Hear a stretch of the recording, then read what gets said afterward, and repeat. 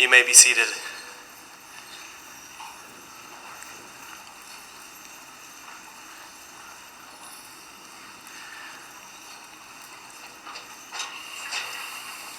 Well, ladies and gentlemen, I think Gary's playing a bit of a joke on us today. We thought it was going to be sunny, and here we have some rain, but I think we all know Gary is one of a few tricks up his sleeve, and today is probably no exception. I want to welcome you all here to the memorial services for Donald Gary Young. I want to give a special welcome to the family of Gary Young, also to the friends of the Young family, and also the Young Living family who are here today, and also joining us in simulcast. Last I heard, we have close to 40,000 who are joining us virtually. And when Asia Pacific wakes up, it'll probably be another few tens of thousands. So I think this kind of illustrates the legacy of this great man that we honor today. My name is Ben Riley, and Gary's been a part of my life for about 30 years. Excuse me. In the early 1990s, he approached my family to see if he could grow lavender, clary sage, and botanicals on the Riley family farm just here in Genola, Utah. A few years later, in 1998, Gary helped put me through college when I was working in the warehouse. And the last couple of years, it's been my distinct honor to work side by side with Gary at his company, Young Living Essential Oils. You're going to get a chance to hear from a lot of close friends and, of course, family today. I know that each and every one of you, if you had the opportunity to stand at this podium, you would have stories to tell. You'd have memories to share about how Gary touched your life. And I am very honored and proud to be here with each and every one of you as we commemorate the life of this great man. We're going to start our proceedings today with an invocation offered by Aline Franson, Gary's sister-in-law. Following that, we'll have Matthew French, our chief legal officer at Young Living, will read Gary's obituary. Following Matthew, we'll hear from Jared Turner, our company president at Young Living, who will share some of his thoughts about his time with Gary. And then Jacob will share a tribute to his father and a musical number, and we'll go to that point. Aline.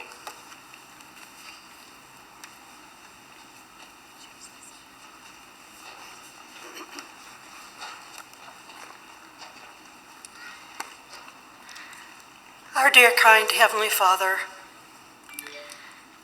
how grateful we are for the opportunity to gather together as family, friends, and the great Young Living family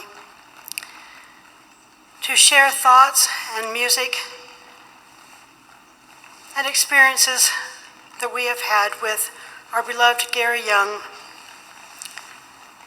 We're grateful for our Savior Jesus Christ, for his atonement and resurrection that makes it possible for us to one day see him again and to see all of our loved ones. They're in our thoughts and prayers this day. We're grateful for those who have traveled to be here and for those so many who are listening, and pray that we will be comforted by thy Spirit. We ask thee to bless us that as we celebrate his life, as well as mourn our loss, that we will go forward working on his legacy and sharing it with the world, that the world may have the great blessing and great gifts that thou hast given to us through Gary's hard work and vision of essential oils. We're so grateful for them, grateful that Gary gave his life that we may have those in our lives. We're thankful for our many blessings and pray for comfort this day. Comfort on Mary and Jacob and Joseph, Gary's children, Gary's other family members, and all of us. That we will be comforted and yet strong going forth to see his legacy spread throughout the world. We love thee and are grateful for all thou hast given to us, and say this humbly and gratefully in the name of Jesus Christ. Amen. Amen.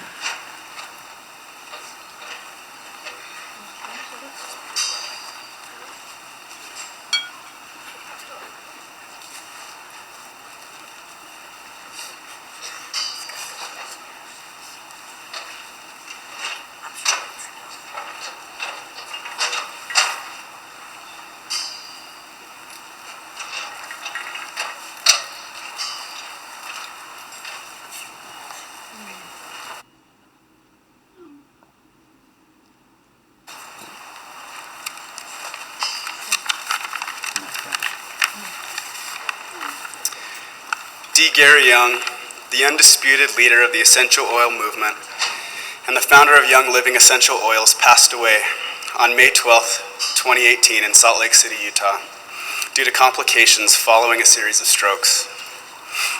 Gary spent 35 years studying the benefits and perfecting the extraction of essential oils, while building a billion-dollar global business designed to share what he deemed the gift of essential oils with millions of people. Described as a modern pioneer, Gary was part inventor and part historian. His pursuit of new wellness discoveries was rooted in ancient practices, and he attempted to unlock and share the benefits bestowed by herbs, plants, and trees.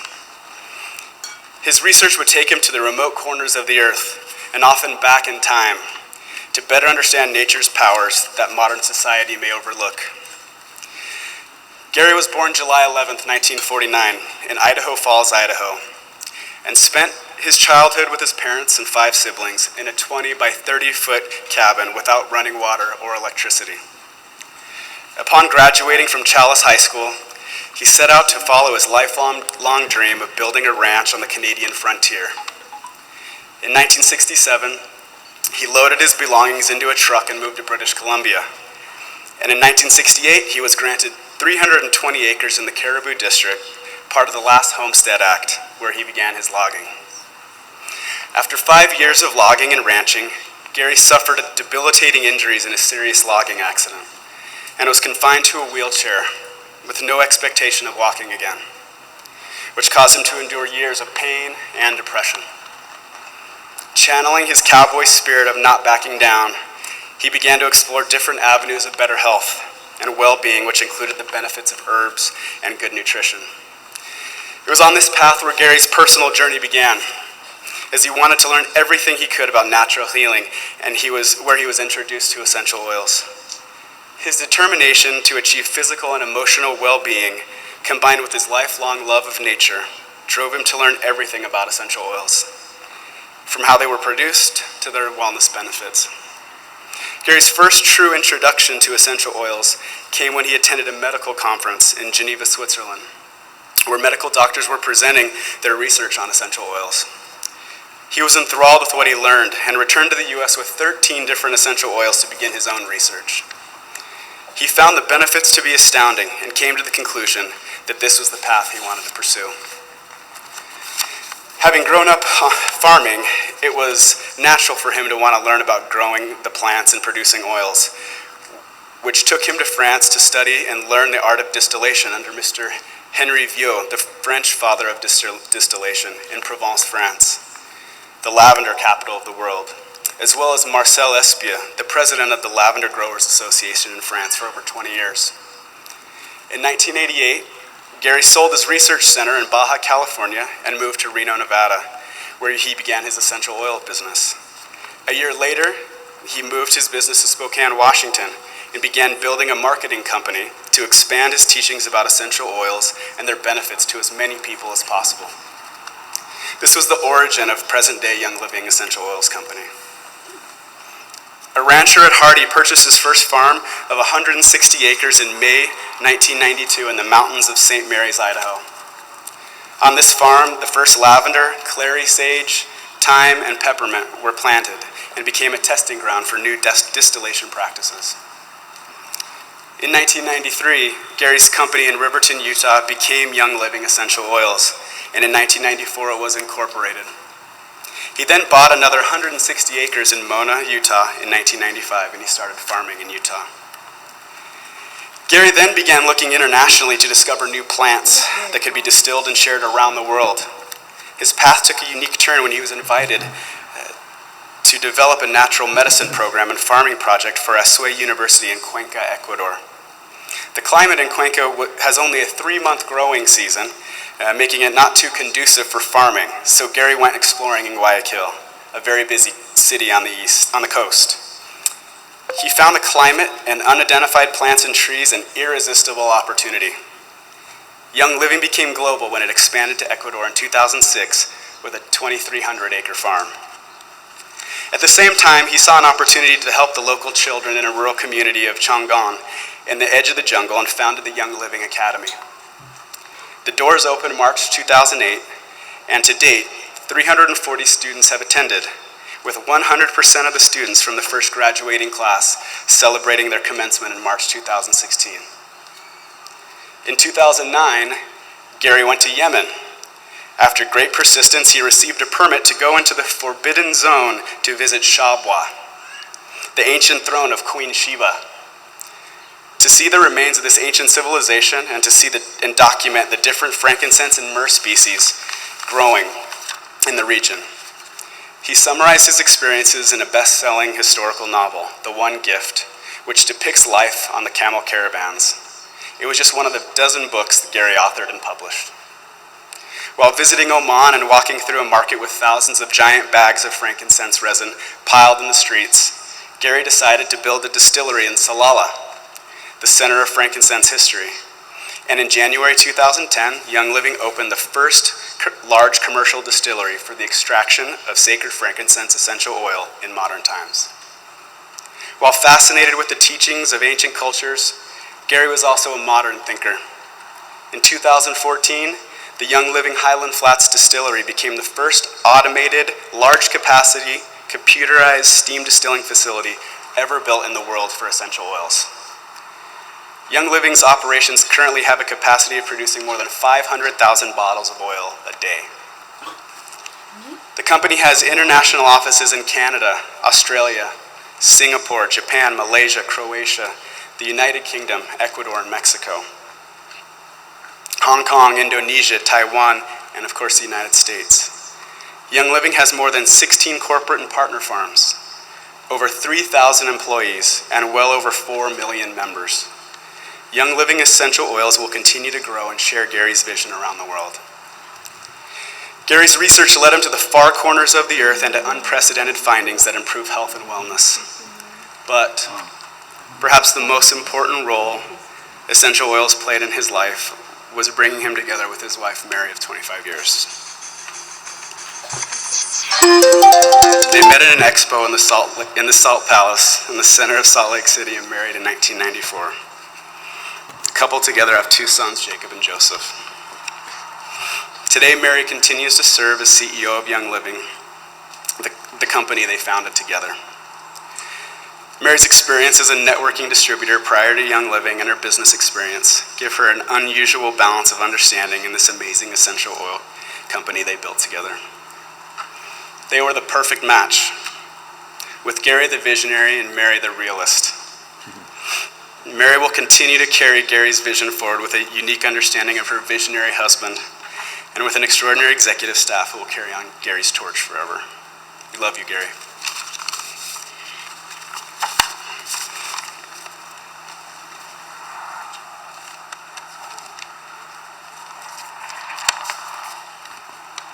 Thanks, Matt. I was doing pretty good until I saw that cowboy hat come out. It's been a hard week, and it reminded me of a night I spent with Gary in Coeur d'Alene, Idaho, scrambling from Western wear store to Western wear store trying to find the perfect cowboy hat. He loved his Western wear. As you heard in Gary's inspiring obituary, you can see why we affectionately call Gary the most interesting man in the world. Overcoming tremendous adversity and poverty, disabling injury and ridicule, fostered in him an unstoppable desire to help others in need and to serve God. As Gary once said, "Whatever path I walked, God was my partner." After my terrible accident at age 24, I promised God if He gave me back my legs, I would spend the rest of my life serving His children. Gary was a healthy mix of Indiana Jones, John Wayne, with a touch of Chuck Norris. He was a cowboy, inventor, botanist, farmer, explorer, jouster, author, businessman, philanthropist, adventure healer, and he was my friend and mentor, and he was that to many of you. He was a master craftsman who learned the craft of distillation in France from the families who had distilled lavender for generations, then brought the craft to North America where he perfected it. Everything about Gary was bigger than life. his smile, his curiosity, his laugh, his love, and most importantly, his dream. All of us sitting here today at this beautiful farm are here in fulfillment of that dream. From the millions of Young Living members around the world to the 3,000 corporate employees and many others, we are all manifestations of his original vision.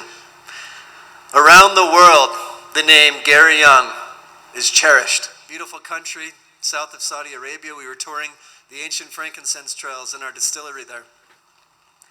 We had a dinner on the beach of the Arabian Sea. We were all dressed up fairly nicely for the dinner, and Gary came over and said, "Let's run into the ocean, into the waves." There were big waves coming, and I said, "Okay." So we ran into the ocean in our jeans and cowboy boots and buttoned up shirts, and a huge wave came over and took Gary under the water. And I pulled him up because I'm a little bit taller than he is. Pulled him up, and we were okay. But as he came out of the water, the fear instantly passed, and it was that look of childlike joy that we've all seen. The question I get most from people now is, what can I do personally, each of you, to keep Gary's legacy alive in our lives? Gary, if you were here today, I would wager would tell you to heal, to be healers.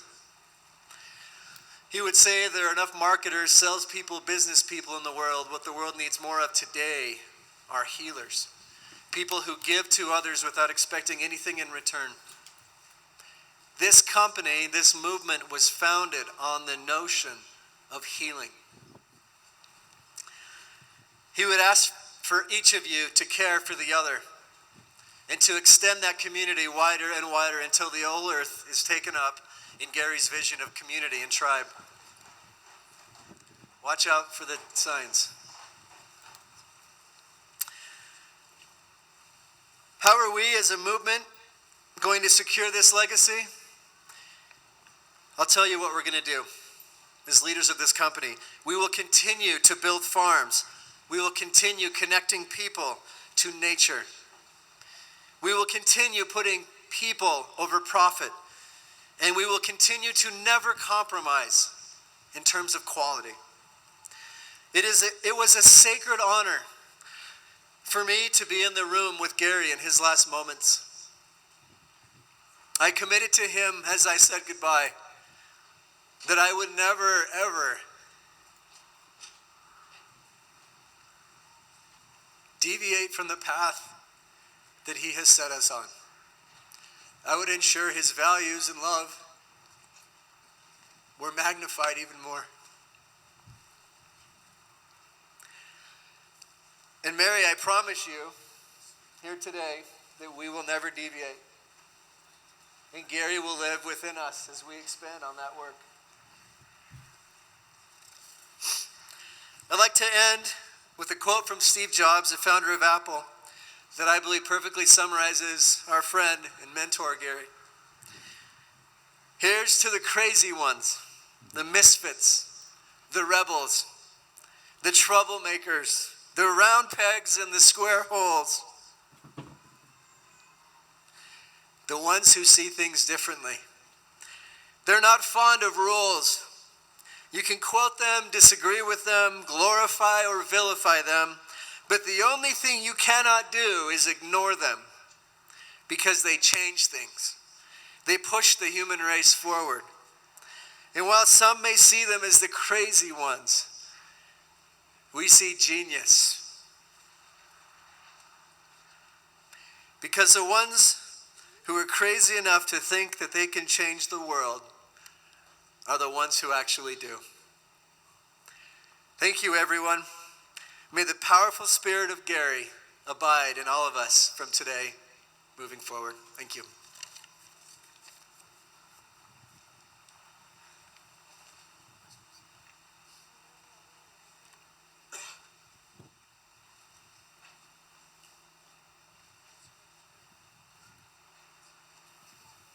We have a blanket like that.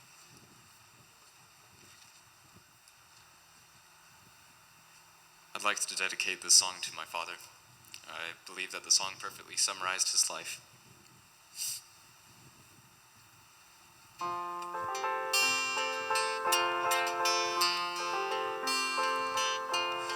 dream the impossible dream,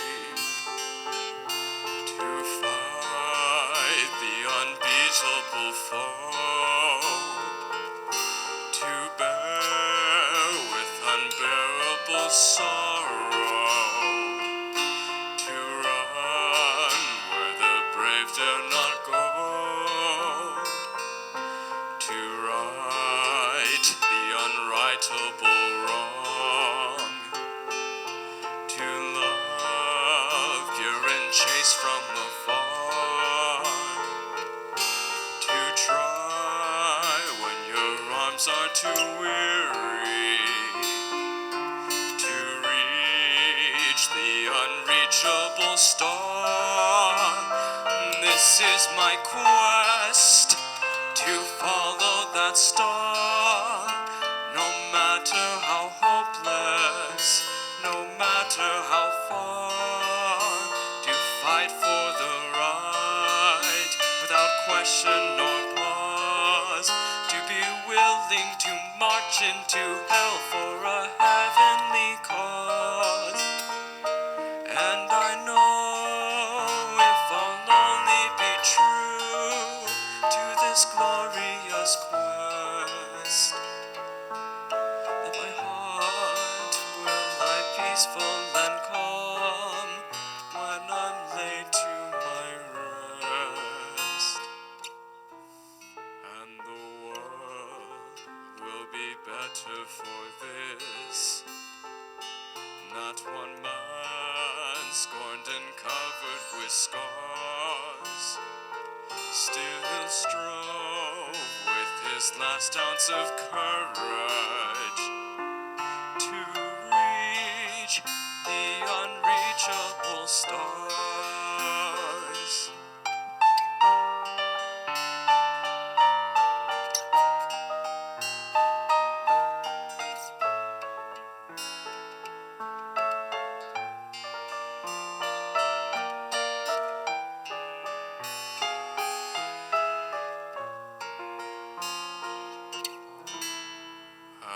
And the world will be better for this. Not one man scorned and covered with scars still strove with his last ounce of courage to reach the unreachable stars.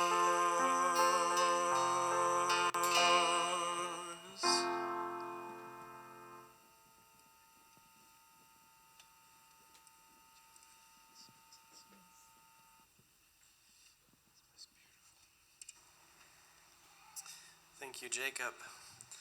This is a very fitting song indeed for Gary. We'll now have a chance to hear from Kelly Case. She's our Chief of Staff at Young Living and a close personal friend of the Youngs for many years. Next, we'll hear from John Wetton. He's the Director of Special Projects, which actually means he's been on a lot of adventures with Gary. Next, you'll hear from Tamara Packer, who is not only Gary's cousin, but our resident expert on the raindrop, and in a very real way is carrying on Gary's legacy in that way as a trainer for us at Young Living. Next, we'll hear from Mark Harris, a Man of Many Talents pilot. Also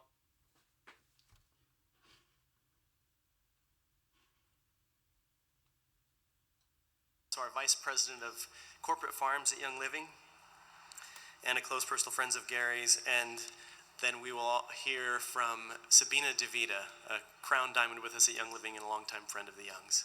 So I'll turn the time over now to Kelly Case.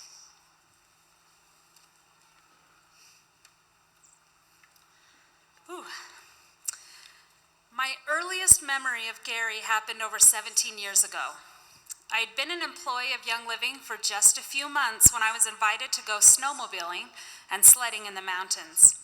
We were a small operation then, and I'm fairly certain that all employees, from marketing to R&D, the call center to the warehouse, were invited on this snowy adventure. I was standing at the base of an awesome sledding hill because, of course, Gary found the biggest hill in the mountain that he could. I had my inner tube in one hand, and I was debating how to get to the top of that hill when Gary pulled alongside me and playfully offered me a ride to the top of the hill on his snowmobile. Keep in mind, I was a brand new employee and I didn't know any better. I hadn't yet learned that you never get on the back of a snowmobile of Gary Young. I naively climbed on the back of that machine, and with one arm holding tight to the inner tube and the other holding tight to Gary's sled, he took off at full speed. I was fairly certain I was going to meet my end on the back of the snowmobile that day. Thankfully, I didn't fall off of the back of Gary's sled, and I made it to the top of the hill, eventually, after a very fast and very scary ride. You'll probably hear this many times today, but Gary lived by the motto, if you're not living on the edge, you're taking up too much space. If you've ever wondered what it's like to work closely with Gary, I think those of us who've been blessed with that opportunity would agree that working with him was a bit like that snowmobile ride. You're always moving fast. It's often a little scary, but in the end, the rewards are worth the ride. 13 years ago, I made the difficult decision to quit my job at Young Living so that I could be a full-time stay-at-home mom to my 2 young children. After being home for almost 8 months, my phone rang one day out of the blue. I looked at the display. Gary Young was flashing up at me. I immediately thought, I am not answering that call. He's gonna come and he'll ask me to come back to work, and I won't do it. I refuse. But that thought only lasted a second, because who was I kidding? You never ignore a call when it comes from Gary Young. Sure enough, I'm standing here today because of that phone call. There would be thousands of calls from Gary over the next 12 years that I would answer. People always tease me because I carry 2 cell phones. I have my personal phone, and I have my Gary phone. I like to think of my Gary phone as his lifeline. I would answer his call day or night, weekday or weekend. In fact, I prided myself on being available to Gary 24/7. For years, while Gary traveled, particularly when he traveled studying the Frankincense Trail, he was often putting himself in harm's way, living that life right on the edge. He was in Somalia, Yemen, Saudi Arabia, and Oman, among many other places. I worried, Mary worried, we all worried. But Gary had a mission, and he never failed to answer the call of that mission. So I would sleep with my Gary phone under my pillow when he was traveling. I figured if it was under my pillow, it would be muffled enough that it wouldn't wake up my sleeping husband, but that I would be able to hear it and take his call. And he did call many times. Some often wondered, why are you willing to do what you do? Why would you sleep with your phone under your pillow and be available 24/7? To me, the answer was always so simple. How could I not? Because Gary was traveling all over the world, he gave me the greatest gift, and he encouraged me to stay at home and be a mom first.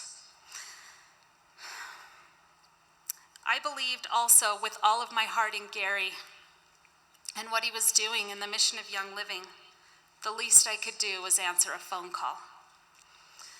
Wednesday night this last week, I got home after a long day. I was feeling completely spent emotionally and physically. I had not yet had a quiet moment to even begin thinking about what I was going to say to you all today.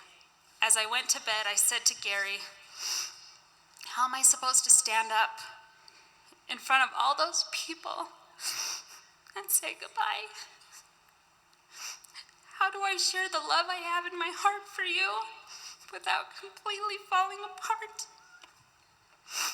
I went to sleep with a heavy heart and feeling stressed about how to find the words for this moment. At 5:29 a.m. on Thursday morning, I sat straight up out of bed. I reached for my phone and I started typing frantically as the words and memories flooded my mind. I believe Gary had called, and I answered. Gary, I promise you that I will continue to listen, and when you call, I will answer, always.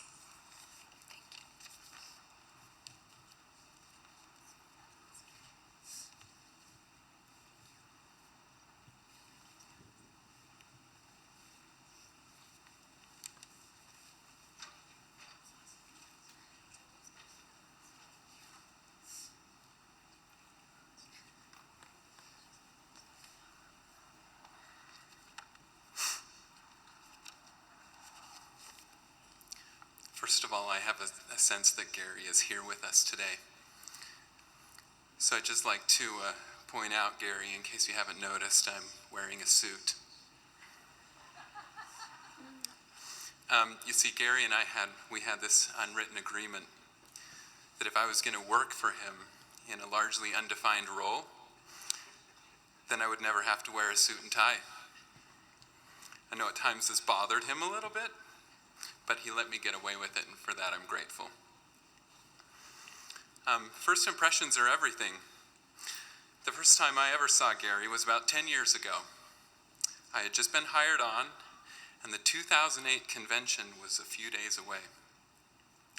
Gary and a small group of people were standing in the parking lot, unpacking a new CO2 cannon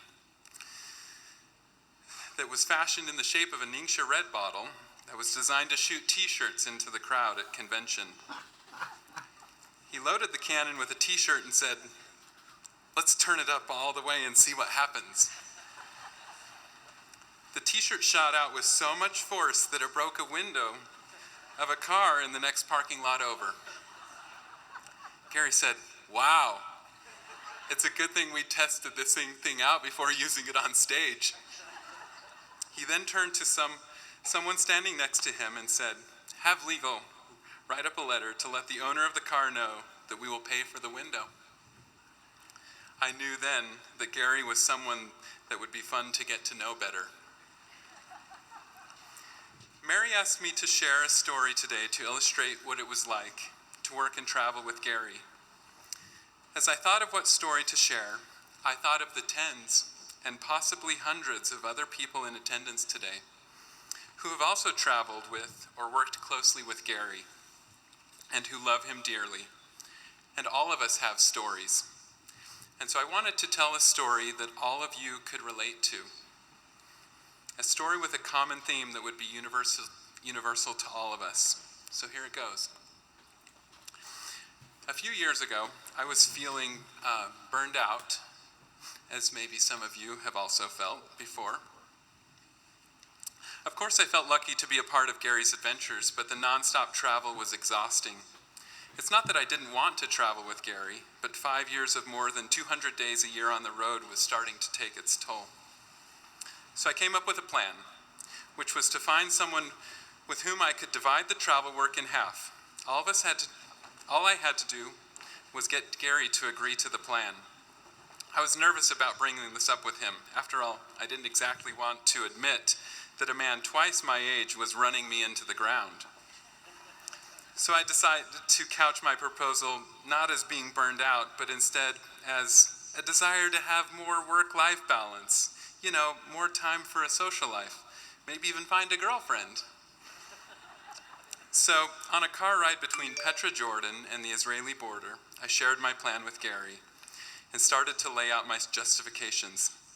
He saw right through me because he interrupted me and said, "John, don't worry about it. You're not the first person I've burned out." The good news was that he gave me the go-ahead to have HR post a duplicate of my position and begin the search for someone with the right qualifications. A few days later, when I got back to the office, I sat down, read through a few recent postings to try to figure out what a job description was supposed to look like, and came up with this. Job summary: traveling assistant to the founder. Primary duties and responsibilities: travel with the founder and handle any technical issue that might come up with any electronic equipment, which includes, but is not limited to, smartphones, computers, cameras, projectors, or other AV equipment. Help build and edit keynote presentations for meetings and trainings that the founder presents at. Shoot photos and video to document the founder's travels, discoveries, and general working conditions, and prepare these photos and videos for internal distribution. At times, assist in purchasing farm equipment or supplies related to the operation of farms and distilleries. Drive large trucks and operate earth-moving equipment and farm implements, and assist in harvesting and distillation. Qualifications: must be a certified Mac genius. Must have a background in graphic design and video editing and knowledge of Photoshop, Illustrator, Keynote, Final Cut Pro, or Premiere. Must have at least a basic competency in any 3D drafting or 3D design software. Must be a competent photographer and videographer and demonstrate a thorough understanding of photographic techniques and terminology. Must be a native English speaker or possess native fluency in English and be a confident writer and editor. Foreign languages, particularly Spanish, and I don't speak Spanish, while not required, would be extremely beneficial. Must have a valid driver's license with an excellent driving record. Must be able to drive a manual transmission. Must be familiar with auto mechanic tools and construction tools and practices. Must be able to work long hours outside in extreme temperatures and be able to carry heavy loads long distances over uneven terrain. Must not be afraid of heights, claustrophobic, or have any reservations about flying in small aircraft. Must be able to travel at a moment's notice and be away in foreign countries for long periods of time, often working extended overtime for several weeks continuously without days off. Must possess a U.S. passport, prior foreign travel experience required. Must be able to handle a very stressful working environment, often dealing with extremely short and unreasonable deadlines. Education. This employee must be able to learn new skills almost immediately under extreme stress. College education not required. I emailed this job description to HR multiple times, requesting that the job position be posted, but it never was. I'm not quite sure why. I know there are a few people here today who feel that by swapping out just a few words, this could perfectly describe what they did for Gary. There are many, many more of you whose job description reads quite differently, but contains an equally long and fun and entertaining list of seemingly random and unrelated things that Gary has tasked you with over the years. And in many cases, these things have required immense growth and learning. As I look back at the job description, I now realize that the person we were looking for wouldn't necessarily come with a specific set of skills, but rather we were looking for a person with a very specific attitude. Gary built a great company because he found people with can-do attitudes and then gave those people immense opportunities to learn and grow, often tasking them with accomplishing things for which they had little qualification. As people grew, Young Living grew. And it was this growth that made Young Living a living company. Opportunities for growth and learning. These are the common threads of the narrative that unite all of us. This is our story. Gary was full of one-liners, as Kelly has already shared one, and I hope many more people share one today. I've spent a lot of time this week trying to think of a one-liner that I could share that would sum up Gary's ethos or the way he looked at the world. But I've come up empty-handed. But then I was thinking about how sometimes it's the things we don't say or won't say that define us more than the things that we do say. And if you were to ask me, what is something that Gary Young never said it would have to be, "That's not my job." He was a man who labored endlessly in every aspect of the pursuit of his vision and dream to bring essential oils and wellness to the world, a goal that he clearly achieved. All of you who have been lucky enough to work side by side with Gary and been willing to adopt his attitude will clearly know and understand how your lives have been blessed by your association with him. I think the greatest compliment that Gary ever paid me was when he said, "John, you're a good man to ride the river with." And I know that I'm not the only person who he expressed this to. And so for all of the men and women here today who have labored beside Gary, I would like to say, Gary, thank you for the adventures. Thank you for the opportunities to grow and to learn.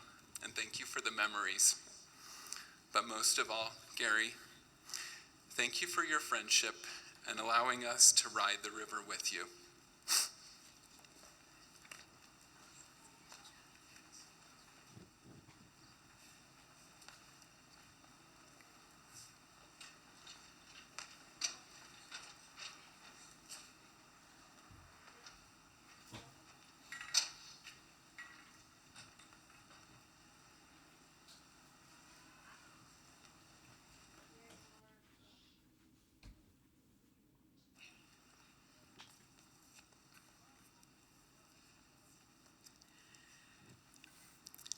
I'd like to thank Murray for the opportunity and honor of sharing through a few thoughts about my dear cousin, mentor, and particularly my dear friend.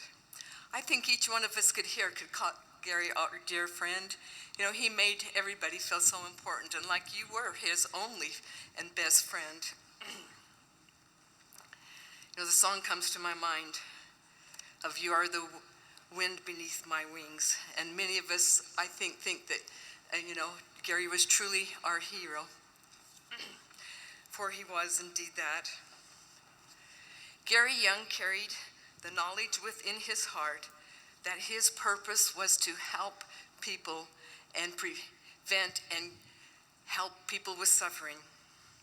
This started for Gary at a very early age. I'm sure many of us have heard Gary tell the story of his mother and how he helped her. She had arthritis, and he would rub her hands to relieve some of the pain that she was having. He shared that story many times and said from that moment in time that he knew that his mission was to help people, and that is exactly what he did in his life. I saw him do that one time to a 99-year-old woman in Vilcabamba, Ecuador. We were traveling through the country looking for Palo Santo, and we went to Vilcabamba. He had been there previously because the people had longevity there, and he wanted to see if indeed they were still experiencing longevity. And there was a 99-year-old woman sitting on this street, and her hands were all crippled up, and he went to that woman, took a oil out of his pocket and rubbed her hands just as he did his mother's hands. I had the opportunity to work with Gary for over 6 years at the Nova Vita Wellness Center. There I had the privilege of learning many things from Gary, whether it was a therapy, raindrop therapy, neurauricular, the microscope work.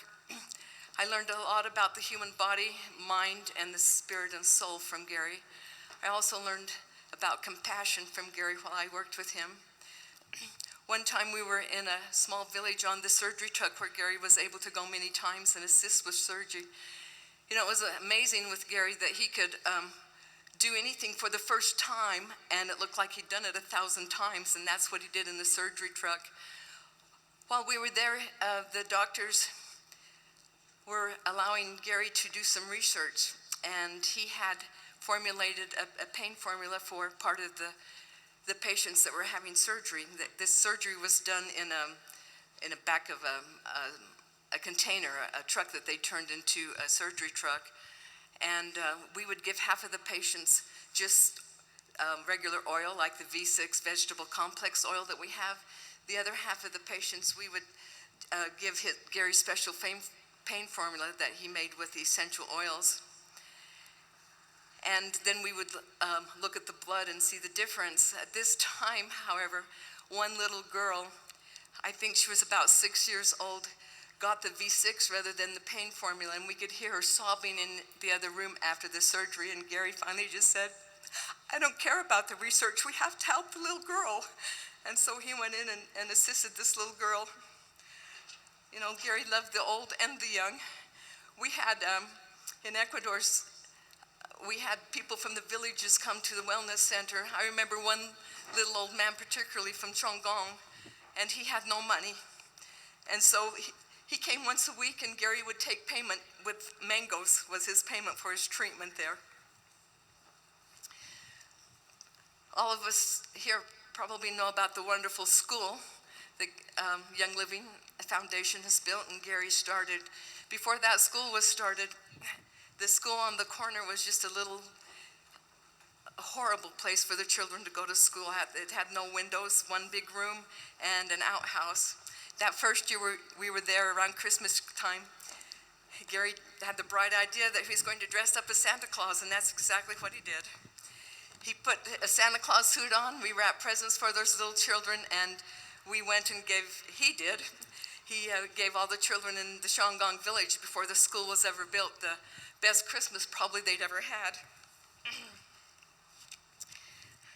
You know, with Gary traveling through Ecuador is really interesting. You've heard the phrase of stop and smell the flowers. Well, with Gary, it was stop and smell anything, everything, any plant. It was great fun. We'd be driving, and all of a sudden he'd stop the car, and we'd wonder what was the matter, and he'd jump out of the car and go to the side of the road there and start smelling the plants and see if there were any aromatic plants there. And indeed there were. That's where the Dorado Azul came from, a weed in the borrow pit. Also, that's where he found the trees, the eucalyptus blue in Ecuador. So it was always adventure with Gary. I think we could say they were all better people. Well, I know we can say they were all better people because of Gary Young. He pushed us beyond our limits. In fact, I remember the first time in Ecuador when he asked me to teach Raindrop to the distributors that had come to attend to learn Raindrop. I was not prepared. I didn't know I was going to do it. And he said, "Okay, it's your turn." And I remember that he just held his hand right in the small of my back so I wouldn't be frightened while I taught. And I can think each of us can imagine Gary was supporting us that way now, with his hand in the small of our back, feeling his energy there and his love. Gary demonstrated how one person can make a difference through vision, belief, faith, and manifestation. I watched Gary's faith time after time. One time I was with Gary and Mary and the boys and his dear friend Eldon Nettle, and we went to his favorite place in the entire world, Warm Springs. This was a difficult 3-hour horse ride, particularly for Mary and I, who didn't love the horse ride, but Gary didn't have much allowance for fear, and so on those horses we got. This particular year, as we rode in, we put up all the tents. It was finishing our dinner that evening around the campfire and looked up at the sky, and the mountain was on fire. The whole mountain was ablaze. It was just unbelievable, and it was coming right toward our camp. And so Gary asked us right then, and we all knelt down, and he said a prayer, that we'd be safe and protected, and I knew that he had faith that we would be protected.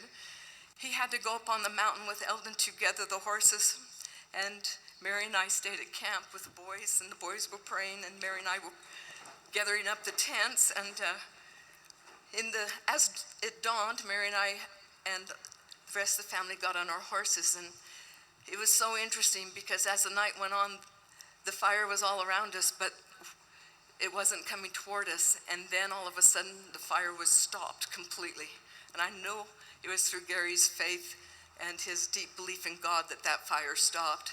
We got on the horses and rode out that day, and as we got up on the hill and turned around, the mountain was again ablaze, and it burned several acres after that. And so we were protected because of our faith and Gary's faith. Gary's teachings throughout the years were not just about the prosperity, but on how to be free from negative beliefs and anchored emotions. He often shared very transparently his own lifetime struggles as he taught us how to use essential oils and assist us with freeing ourselves from these negative beliefs so that we could be leaders and change the world. He taught passionately from his soul. You know, yes, it seems that we had to let go of his physical presence much too early than we would like. However, he has left us with a great legacy. Let us take what Gary has taught us so passionately. Let your heart lead the way. If you are struggling, then take out one of these oils that Gary has taught us about. Gary taught and demonstrated how to manifest prosperity so that, and many of you have benefited from his teachings. In the last few months, I've had the opportunity to spend a lot of time with Gary, and over many conversations. I think if he were here, he might say that we can do much good in the world with our prosperity. However, more importantly, he would have you look to the state of your heart and spirit. He would want you to have balance. Prosperity will not bring the contentment you seek until your heart is right with God. That's what I think Gary would want us to know. Let Gary's legacy empower us to be balanced leaders who continue to ease the suffering for ourselves first and then for the world. As we do this, his legacy will live on for generations and generations as he has given his life to us to carry this on. Now, let us all say goodbye to our dear friend and mentor. We love you, Gary.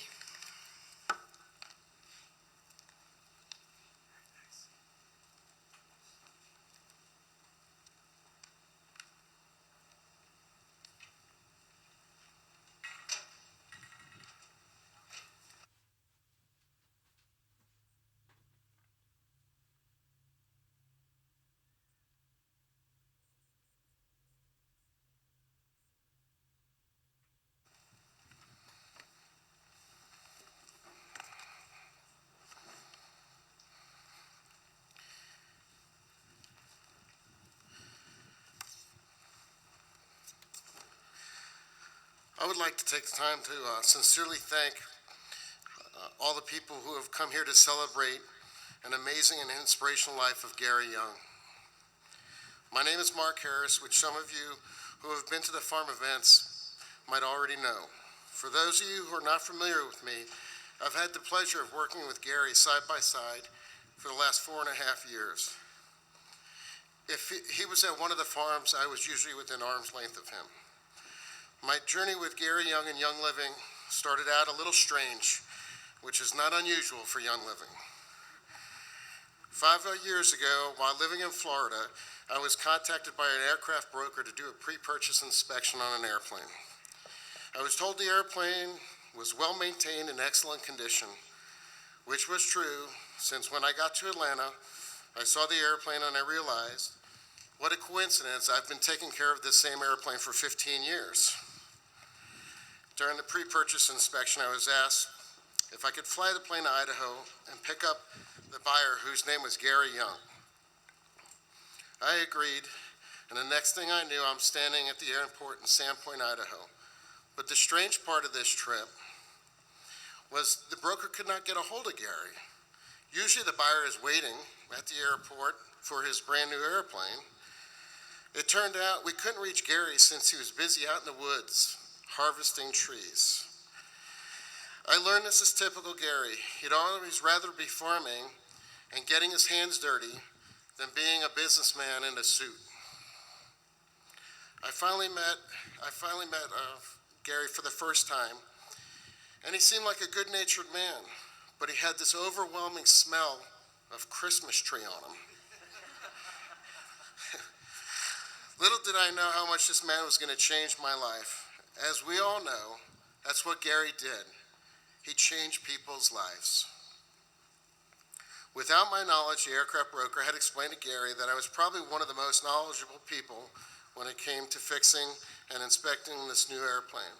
So from time to time, I would fly the airplane, do repairs, and schedule maintenance that was required. As time went by, Gary kept asking me if I wanted a full-time position, but I refused because I lived in Florida with my family. That was until June 4th, 2014. That was the night we landed in Fort Nelson, and I realized there just might be something to this essential oil thing. So from that point on, I remained by Gary's side, starting with the construction of Fort Nelson Northern Lights Distillery, through so many incredible experiences and adventures, and until his passing. For those of you who have not visited Fort Nelson, it is an amazing place, with aurora borealis at night and a rapidly changing season with the extreme Canadian winters. I remember the mayor of Fort Nelson coming out to our construction site, talking with Gary, and it was probably about the second week of October. He was wondering when we were going to halt construction because, as the mayor exclaimed, winter's upon us. At this time, we were still just wearing hoodies, and Gary replied to the mayor, "We will stop when we are finished and distilling and producing black spruce essential oil." I know the mayor did not believe Gary, but anybody who knows Gary's determination, energy, work ethic would have known this man does not let anything stand in his way or stop him, not even Mother Nature. We pushed on, only stopping on days when the temperature literally got 20 degrees below zero. That was a major lesson that I learned when working with Gary. He set expectations high, almost unobtainable, but he would endure, push each of us to our limits we didn't even know that were within us, to make a dream a reality. I remember he told me with a wink, "Mark, the difficult is not a problem. The impossible just takes a little longer." I love working with Gary. One of my favorite memories, we had just completed purchasing the Fort Nelson property. Gary had rented a track excavator, and he put me in it, and he said, "Have you ever run an excavator?" My reply, "Does that include today?" I remember him laughing and finally said, "Yes, it does." He gave me about 30 seconds of instruction and set me off to dig. Knowing how Gary operates, that was the complete introduction and lesson on all the heavy equipment that I was tasked to run while building that farm. He had confidence in me, which gave me confidence in myself. This is how Gary affected people and made them feel like they could do anything. As I look back on the days of building the Fort Nelson distillery, the long summer hours and the short cold winter days, it was such an incredible and rewarding experience for me working side by side with Gary and getting really to know him, learning about the essential oil world, listening to his stories about his adventures. Mostly, Gary's outlook on life, the importance of God, the love of family, the hard work, setting goals, striving to not just achieve them, but to crush them and set them again, and always giving back. I would not have traded those days for my tropical living at my Florida house. And as was said here before, Gary's favorite saying, "If you're not living on the edge, doing the most you can, you're taking up too much room." The fondness I have for Gary was dutifully earned. I recall the Melissa harvest in St. Mary's. We were going to start early, so I set my alarm for 4:30. I was going to be the first one up when in the fields. I was very careful not to wake Jacob, Joseph, Mary, or Gary. But to my surprise, when I got out of the house, Gary was already in the fields, checking the Melissa to see if it was ready for harvest. And I remember telling my friends, Gary wakes the sun up, puts it to bed, only when he's finished for that day. I think what Gary liked about me and drew us closer was my willingness to do anything, no matter how crazy the idea. Which leads me to the next adventure that happened during the same Melissa harvest. Because Gary was so innovative, there were so many times he would engineer custom equipment due to the uniqueness of our harvests. During one of the many trial and error periods of the Melissa harvest, the swather had failed to collect the Melissa. So in an attempt to manually collect the cut plants, we welded a folding chair behind the rotating head of the pickup and cutting blades of the swather.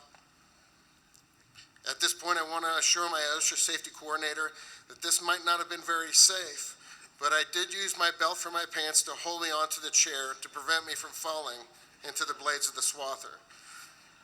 And I believe that there's no photo evidence left. Just recently at the Last Men's Camp, the Face Your Fear Challenge was a hike in the dark through the Uinta Forest. Myself and Skylar had just finished programming the personal GPSs for each person, just in case they got lost in the dark while trying to navigate back to base. The location we were going to meet the men's group was in the forest at a place called Soapstone Pass. When we arrived, there was no sign of Gary or a group of men. But Skylar and I finally frantically started searching and asking anybody we passed on a logging road if they saw a group of 75 men. But to no avail, the whole group had disappeared. Mind you, Skylar and I were the only two with GPSs at this time. So at this point, we were going to leave the woods so we can get into cell phone range and call back to the lodge to see if anybody from the group had called to change the location. Just as we were ready to head out on the main trail, Skylar and myself both spotted what appeared to be a 60-foot campfire. Without hesitation, we both looked at each other and said, "That has to be Gary." This is a typical in everything Gary did. He was always 110%, no matter what the task, no matter what the cause. Gary was always bigger than life. The best tribute I can give to my friend is, God looked down on his newly created world and thought, I need someone I can trust to take care of the lands and the fields. I need someone strong enough to till the soil, to plant the seeds, and to tend the crops. I need someone who's devoted enough to work 18-hour days. I need someone who will rise at dawn, tend the horses, mend the fences, and do the chores. I need someone who will work the fields all day, fix the equipment until dark, then stays up half the night feeding a newborn elk calf. I need someone who is strong-hearted with family values and sharing, caring, and discipline. I need someone who has patience and also someone who has perseverance to go the extra mile. I need someone who is willing, kind enough to extend a helping hand to a neighbor. I need someone who is thankful for the rain, also for the sun, who has faith that the harvest is worth the effort. Someone who graces you with blue smiling eyes, feels so proud when his children say they want to spend their life doing what their dad does. So God created a farmer in the image of Gary Young. Gary, in heaven, you will travel. Anywhere you will travel in heaven, you will be a hail fellow well met.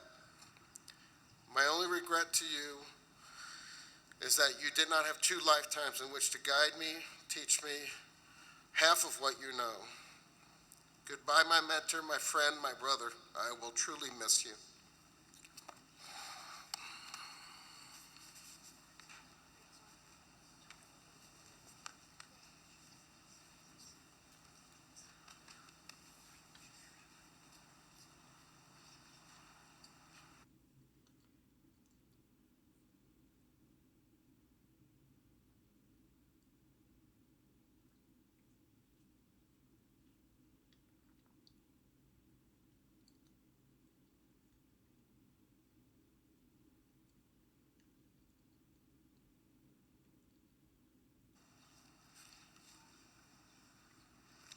Wow, this is such a great honor and a privilege for me to be asked to do this.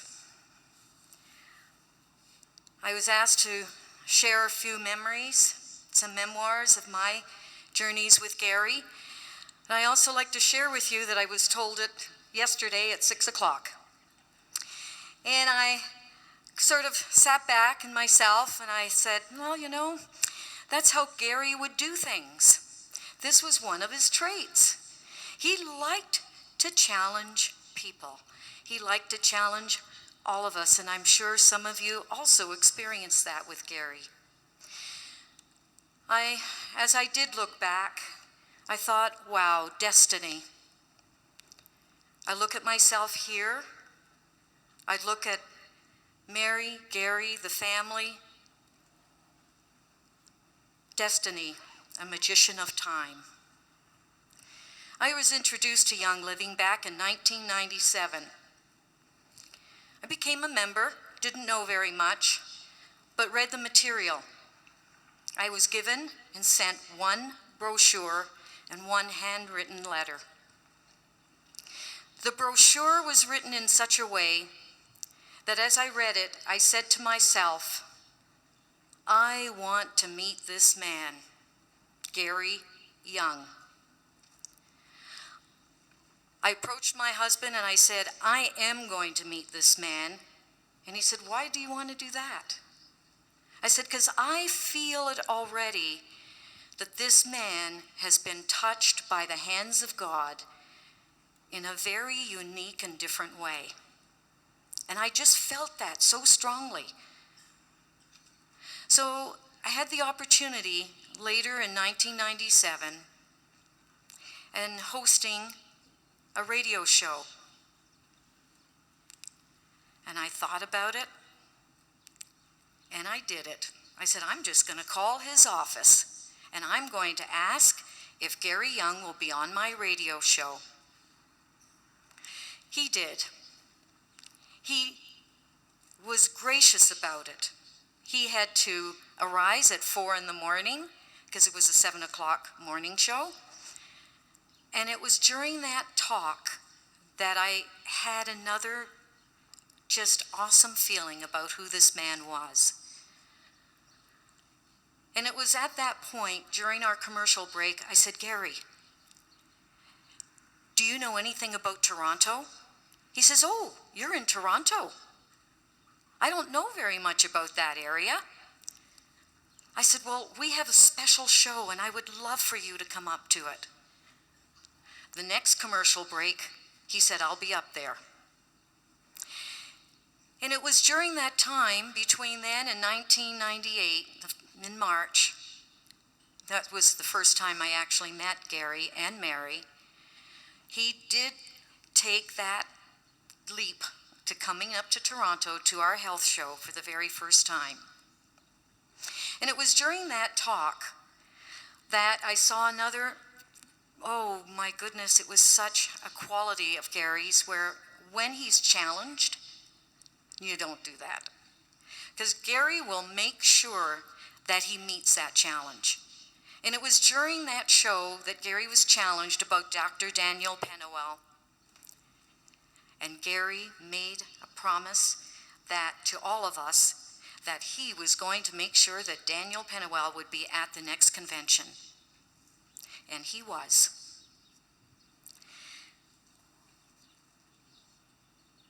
I was in awe. So many times, so many stories. When Gary was challenged with any untruths, he set out to prove it otherwise. In 1999, he called me up and he said, Sabina, I think I'd like to do a raindrop event up in Toronto. I said, but Gary, I don't know very much about raindrop. He says, that's okay. You'll learn it. Because Gary was that way. He knew that no matter what, you could learn it, you could do it. So we did, and we had 800 people attend that, our first ever and only ever Canadian raindrop event with Gary Young. He had a knack for challenging many others. In 2001, he also called me up and said, I'd like you there for the emotional clearing training we're going to do. I said, well, Gary, it's my first time event. It's okay. He knew that I was in the area of emotions and psychology, and so we were there. The Firewalk in Mexico. Oh my goodness, there's just so many stories there. And that was a very hot experience. Some people just didn't make it quite across that path. But Gary, he made sure that everyone was urged and was inspired because that was his nature. He wanted all of us to be able to walk across those hot coals because he believed in us. There's just so many more memories. I was also asking the same question this morning, similar to Kelly. Gary, what else would you like me to say? And so there were two words that came up. One was I totally recognized Gary's IQ. He didn't have to have a college degree. He already had a knack, an intelligence that was there, that was just above any college degree. But Gary also had another. He had a GQ. I call it the God quotient and the genius quotient.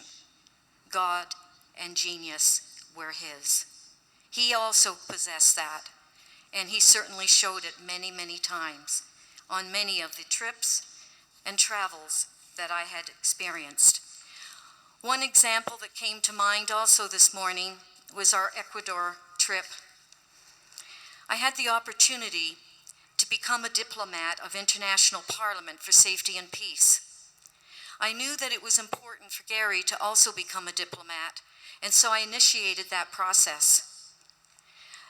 I didn't realize that it also became part of a major part of his own destiny in what took place in Ecuador.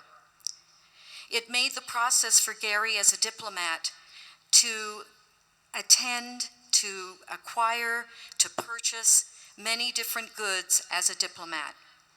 But what was most inspiring for me was our trek one day as we met the Ecuadorian diplomat going out. Again, it was similar to what Tamara was sharing with you, our trip down to the farm. And we stopped by that little school in Chungkong. Gary said, stop the van. He jumped out, and of course we followed him. He walked around the premises, and he looked at that, if you can call it a building, but it was so deplorable. We walked around, and Gary walked, and he stopped, and he said, no, this has to change. We can change it. Young Living can change this. We walked back to the van, took some pictures, and then he said, I have a plan. And that was the beginnings of the Young Living Foundation and the Academy. And we obviously know how successful that has become. I've never met a man in my entire life as a man who just held at that time, I would say still holds, all of the attributes of leadership, of dedication, of love.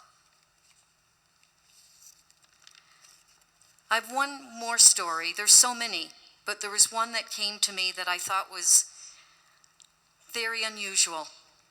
Gary had a deep desire to commune with people, but also with nature, and with the animals, and with anything around him. And so he told a small group of us about the Groundhog Story.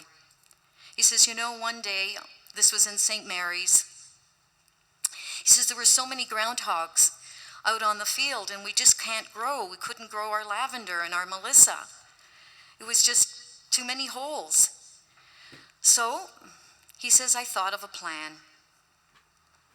He says, that next morning, early morning, I went out to pray, but more to talk to the groundhogs.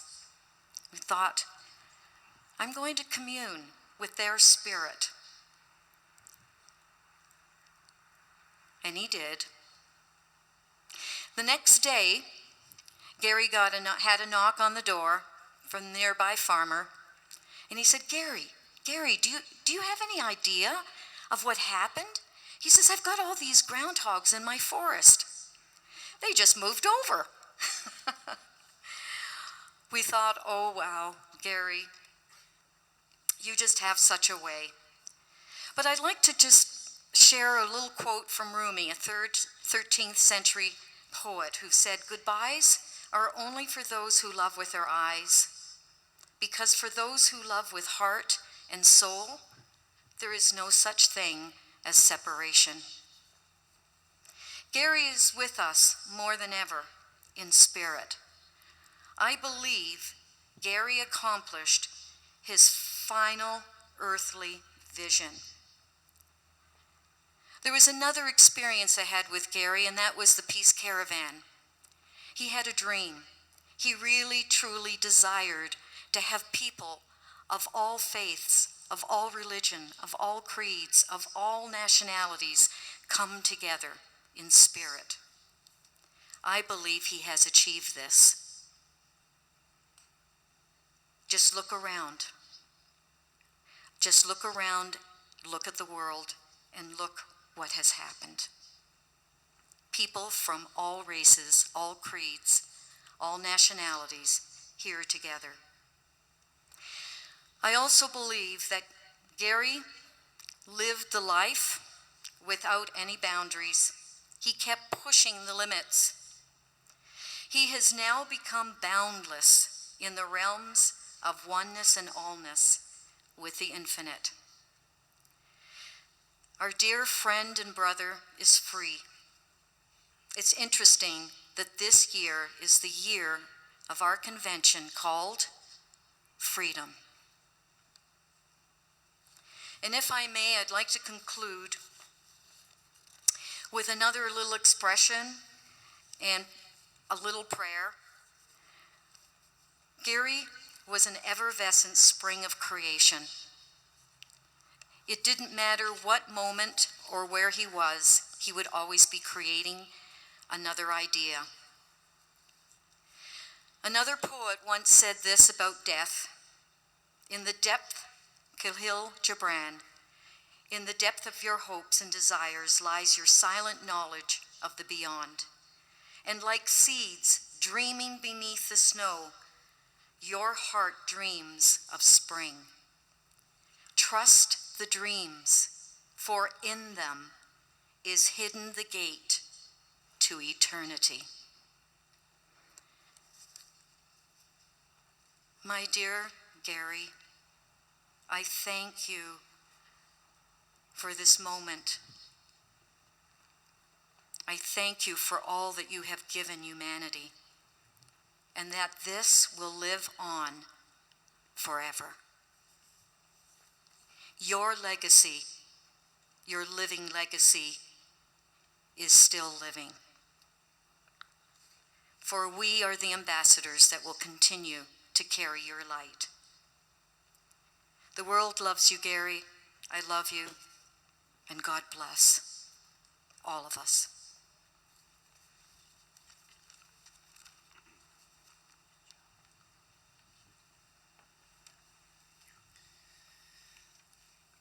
Thank you, Sabina. Gary was indeed a dreamer. I absolutely love that quote. You might be interested to know we now have reached nearly 100,000 of people around the world who are currently joining us via simulcast. Again, a pretty inspiring marker of the impact that Gary has had on so many of our lives.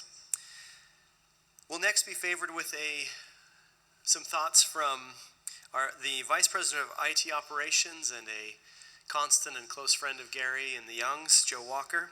Following Joe's comments, Jean-Noel Landel, who's joining us all the way from France, will share a few thoughts about Gary as well. Jean-Noel is responsible, or he and Gary were responsible for helping us get lavender and sponsoring the largest lavender partnership in the world.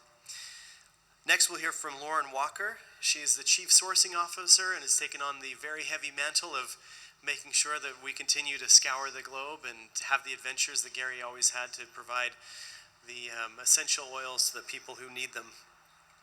And then we'll hear from Ben Howden, who is a Royal Crown Diamond with us and also a partner with Gary in building out the beautiful Northern Lights farm.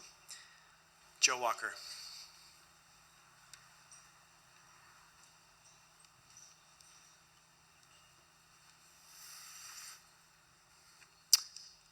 Young Living family. How are we today? The weather's been a little bit crazy, but I think Gary would be loving it. He loved being out anytime, any place, anywhere. Never stopped him. So today, I think it would set him free. I'm the Vice President of IT Operations here at Young Living, as Ben said.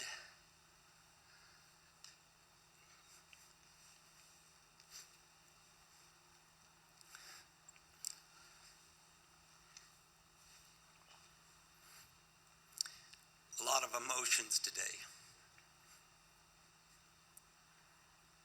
A lot of stories, and not enough time to tell them all. Today we're here to celebrate Gary's life and to mourn his passing.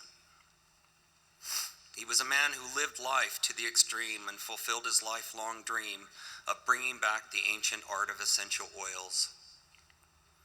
And the world will continue to benefit from the gifts he's given us as a result. Wherever he went, people wanted to be there. He simply had an infectious nature about him. From the beginning, I noticed that both Gary and Mary were truly interested in interacting with their employees and distributors on a personal level.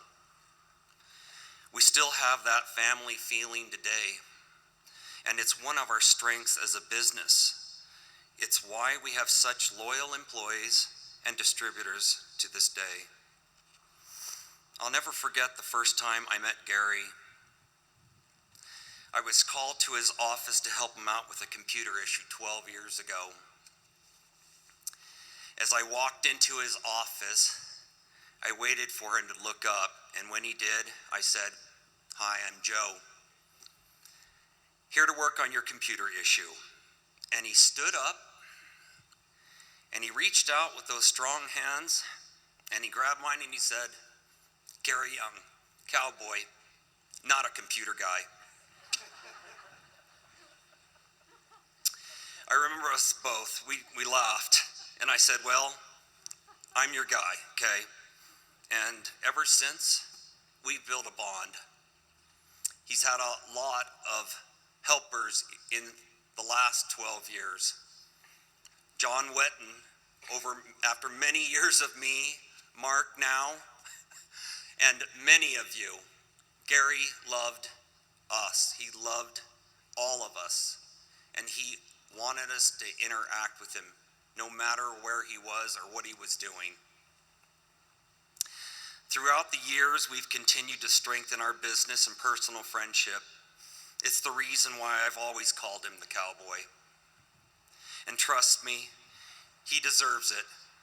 This and all of the farms and distilleries around the world is because he had that cowboy in his heart, and he really loves everyone. One thing that sets both Gary and Mary apart from anyone I've ever known is the personal sacrifices they've made for you and me. How many business owners do you know who would move their family to another country to build out a farming infrastructure for us?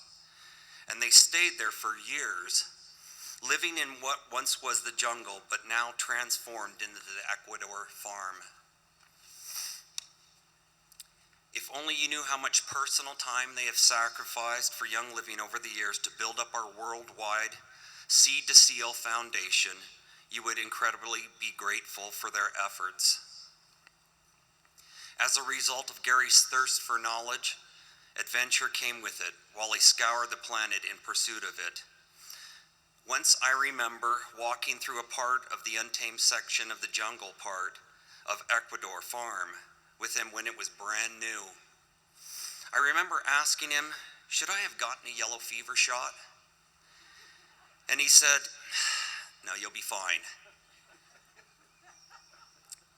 I ended up covered in mosquito bites. Have you ever been bit by 1,000 mosquitoes at once before?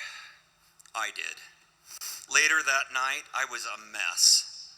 Not Gary, though. And I was wondering in my mind, why is that? And then I remembered, Before we went out, and I didn't do it, he told me to put on some essential oils that would repel the bugs. That never happened again.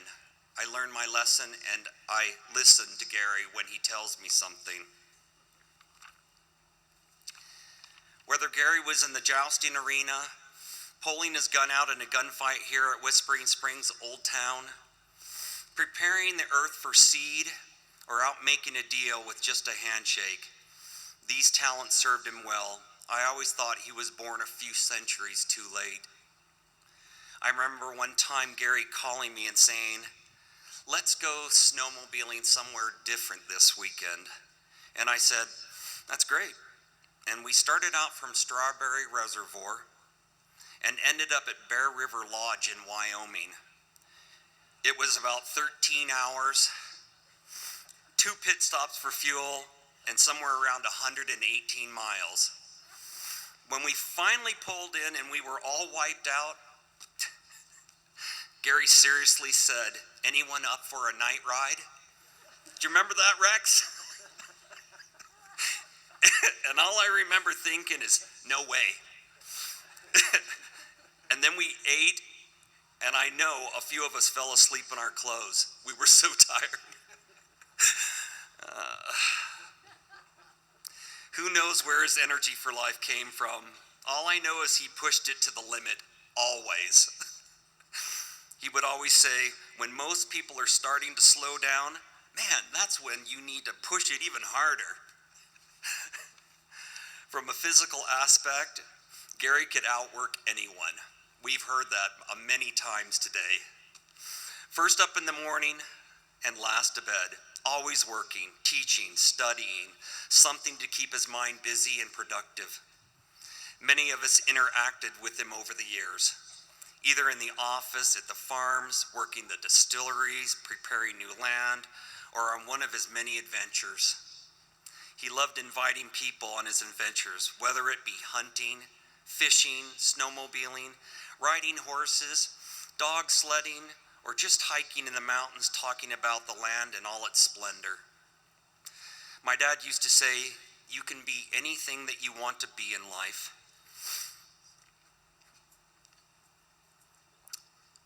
Only you hold yourself back. That was definitely the message Gary tried to teach everyone. He was successful in life because he demanded excellence. And he demanded out of himself more than he did other people. It was one of his biggest strengths.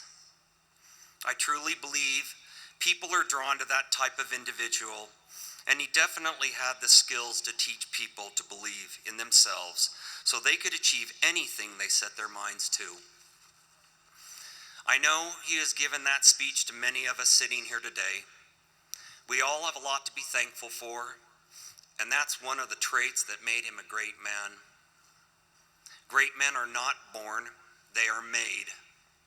And Gary made himself into what he is today. And it came with a lot of hard work, incredible pain and suffering, and the full support of all of the Young Living family. I know he would thank you all. In closing, I feel true sadness for Mary and the boys. We've spent many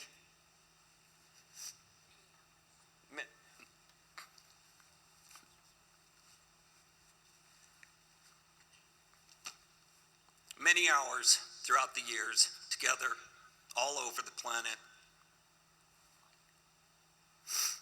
This has been a heartbreaking experience for the Young Living family and all of us. I've lost a good friend, our mentor, and one of the last cowboys I knew. Most importantly, Gary believed in me, you, our planet, and the natural wonders it can provide us all. I will truly miss him and all the amazing adventures we shared together. We've been left with his vision. We have the people and the best products Earth can provide. Let's keep his dream alive.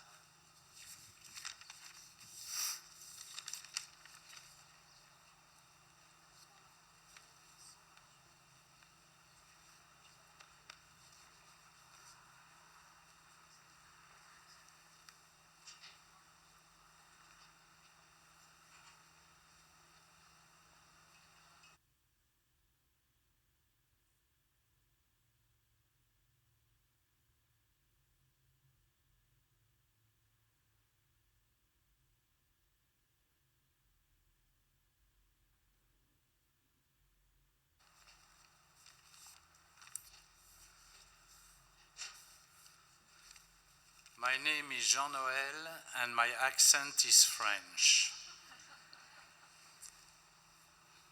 And it's been almost 3 years since I have not been speaking in English in front of a public.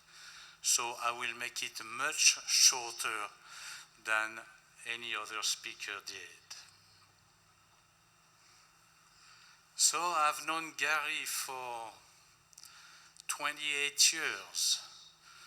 I was distilling at that time lavender in the south of France.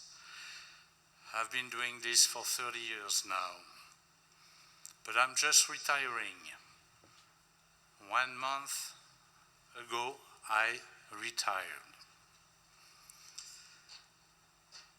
So the first time I met Gary was in October 1990, because I really wanted to sell essential oils that I was producing for health purposes and not for perfume industry that was the tradition of our production in France.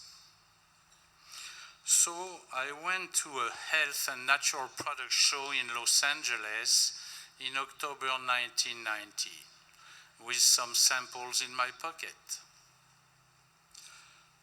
I went around the whole show for about 3 hours, and by the end of the morning I only saw a little booth that said aromatherapy on it, and that's all it said on top of it. And that was the only place where essential oils were displayed. So I met a cowboy, dressed from the head to the feet as a cowboy. And I just handed him my samples. He opened the bottle, smelled it, and I have never seen somebody smiling so much by just smelling a bottle of lavender oil. He said, "Do you really distill this in France?" I said, "Yes, so I will be at your place in about 3-4 months. So went back home, said, "Well, I really spent a lot of money traveling all the way to France just to meet a cowboy saying that he will be home because he likes lavender." But he was home exactly 4 months ago. And that was the beginning of a long, long, passionate relationship. On Gary's first visit to France, he was so excited learning about our distillation techniques that he would every morning be the first one on site to start working, taking pictures and checking everything out. So some of the farmers were afraid he was only there to steal their know-how. When I shared this with Gary, he told me to tell them that the only concern they should have was to be able to produce enough quality lavender oil for him in the future. Remember, at that time there was no aromatherapy at all. All our production was going to the perfume industry. So my farmers kind of laughed at him. But that's exactly what happened. From then on, I knew I could always trust Gary, and he always kept his word. He proved this to me on many other occasions. Like one time, when he was in a very bad position financially, and in order to pay me for the oils I had supplied him, he sold part of his land that he just purchased in St. Mary. This is something that is very hard for a farmer to do, believe me. So he really was one of the most honorable people I have ever known.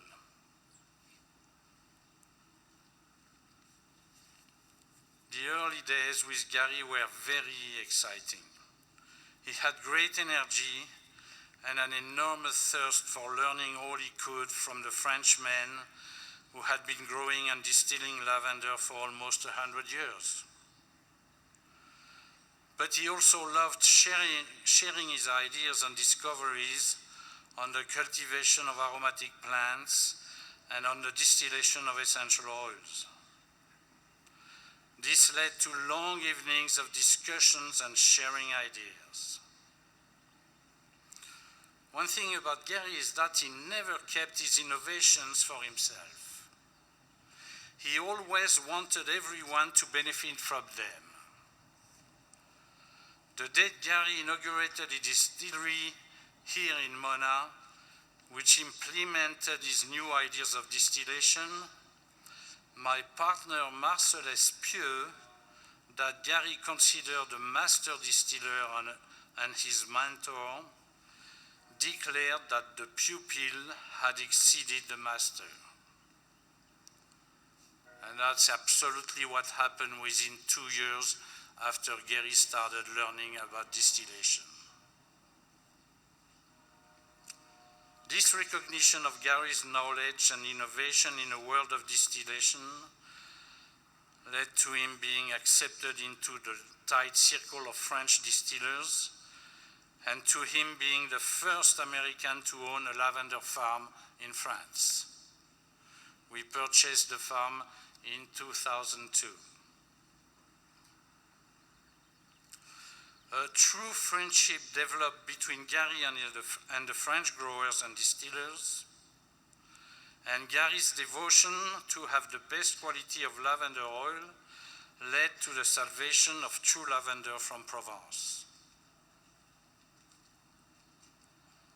One of the growers that is here today declares that Gary saved his life because he was depressed from producing industrial lavandine oil and was thinking of selling his farm and quit.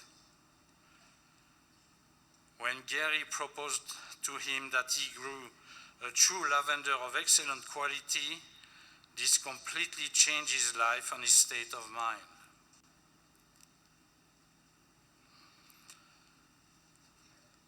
I remember the last few times that Gary still came and visit in France, that because of this true bond that he had established with the growers in France, he often said when arriving, "It's good to be home."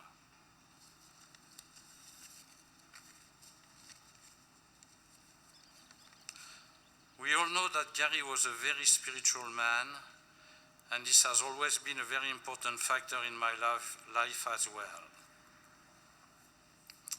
So Gary and I often had discussions on spirituality in general and on that aspect of essential oils in particular. When I first met him, essential oils were only used in aromatherapy for the medical, physical, healing side of them. But Gary taught me about the effect essential oils could have on our emotional being, on our psychological being, and on our spiritual being. And this was a true revelation for me, and a true revolution in the world of essential oils in France. Gary often spoke about his Father in heaven, and the fact that he was on a mission here on earth to help people alleviate their suffering.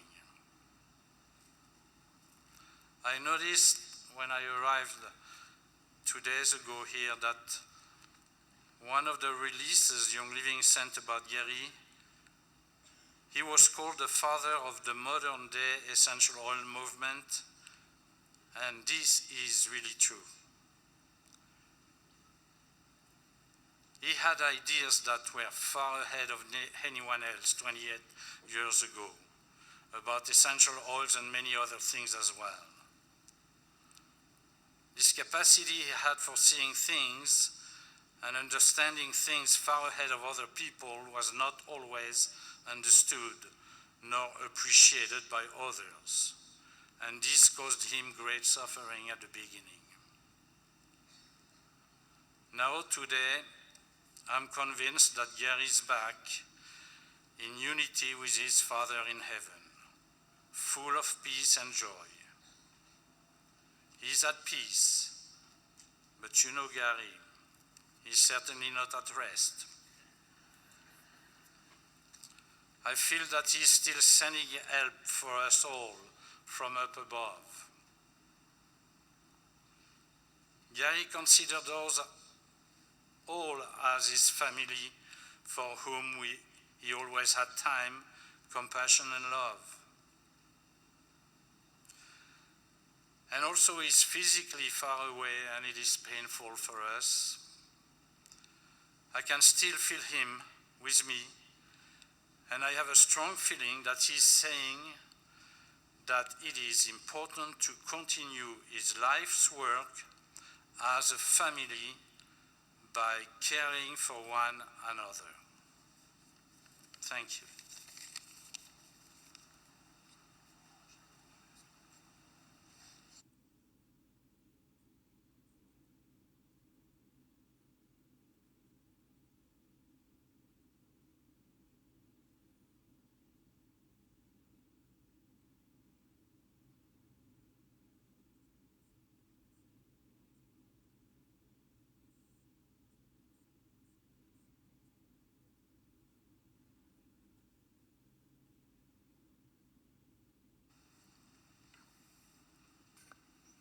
Hello, my name is Lauren Walker, and I'm responsible for supply chain. October of 2016, I received an email from Kelly. This is 3 months within my tenure with Young Living. The email told me that Gary wanted to take me hunting. So me, Lauren, the girl from Brooklyn, who saw a deer for the first time in her late 20s when she hit it on the highway, was going hunting. I was overcome with complete fear. Had no idea what I was getting myself into, but I did know I was going to spend this time with Gary. So we went on this trip, and it wasn't me alone. It was actually a pretty large group of executives that had all gone together. And we expected this to be maybe 1-2 day max trip. We'd harvest our deer and head home. So that was the case for actually the other executives that had gone. After a day, they had their deer, they were back in their homes in their warm beds, and I was still on the mountain. I was there for 3 days, and we kept seeing deer, and Gary kept saying, no, that's not the one. And I was like, what are we doing here? It felt like, and so he said, just follow my lead. I was so nervous. He put his arm on my shoulder, actually, even before we got out there, and he said, do not worry. You follow everything I do, and I will teach you everything you need to know. You'll be just fine. So again, several days go by, no deer. It's freezing. I have no idea what I'm doing out there. And then on the third day, we get up and we're out in the mountain, high up. And then he says, okay, now is the time. You follow my lead. Do exactly what I say, and you're going to be just fine. He says, get down on your stomach. Get into an army crawl and crawl over about 50 yards over to that bush. And I'm like, what is going on? I'm probably the only person that's ever gone hunting with pantyhose under my camouflage, but that's all I knew. Gary didn't tell me what to wear, I just did it. So I crawled over to the bush with this heavy rifle on my arm, and he tells me, okay, quiet. You wait till he turns towards you, and you go for it. And I did. First shot, 260 yards, flat on. It was great. However, the deer ran off, and we ended up chasing him for the entire day down the mountain. Well, while all of this is going on, 3 days, I got to spend quality time with Gary. And we didn't just talk about hunting. We talked about everything sourcing related. We talked about every farm. We talked about every partner farm. We talked about oils that were challenging to get and what our plan should be to go after them. He talked about regions to stay away from with regards to certain oils and regions that flourish. We planned out our first oil summit where we mapped out a plan for the next 10 years for Young Living for all of the oils that we need and where we're going to get them from. We talked about everything. And at the end of that third day, when I finally had my deer, and I was walking down the side of the mountain with sheer pride and joy, the biggest smile on my face, I didn't just have that deer. I had knowledge that I would never gather in a conference room. I would never gather reading a book or just out in the field. I learned it from the best. And I will never forget that. So Gary told me to follow him, follow his lead, and he'd teach me everything. And so now, Gary, I'm now ready to lead. I'm ready to take what you taught me on that mountain and what I lived for the last year and a half since then and move this company forward in the direction that you want, embracing your vision to reach your purpose and your goal. I truly honor that moment, and I will for the rest of my life. And I'm so proud to serve all of you, and I'm proud to serve Gary and his wishes. Thank you.